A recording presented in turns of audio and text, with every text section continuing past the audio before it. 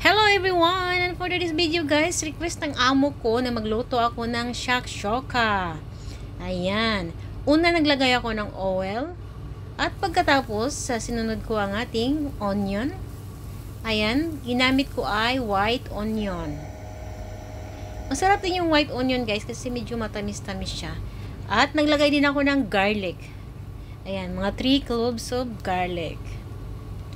At pagkatapos guys, ayan, itabi muna natin ang ating onion.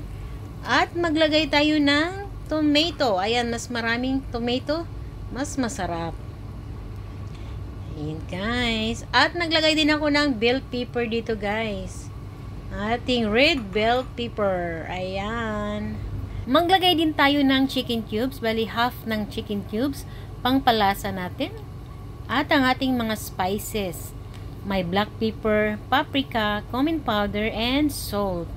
Ayan. Ilagay lang natin dyan.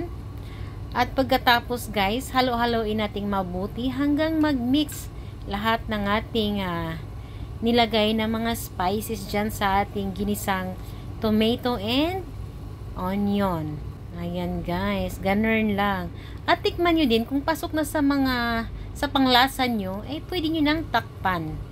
At tinakpan ko siya ng mga 3 minutes ko siya dyan. Pero yung apoy, mahina lang. And this is it. Ayan, nagbutas lang ako dyan guys para lagyan natin sa itlog.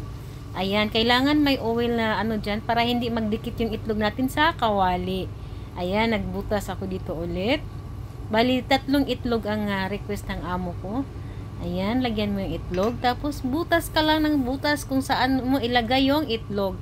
Ayan, at nilagyan ko siya ng oil dyan para hindi magdikit yung itlog natin dyan sa kawali. Oo. Ganun lang siya, guys. At naglagay din ako ng konting salt lang dyan sa ating egg.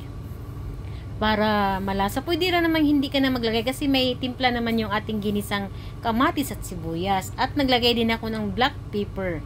Diyan lang sa itlog lang talaga. While mag-chop ako ng parsley, takpan ko muna siya.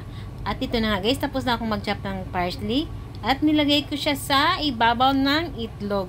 At ito na siya guys, haluto na siya. Yung itlog natin kailangan half cook lang siya guys. Oh, ganun lang. And that's it for today. Thank you for watching. Bye!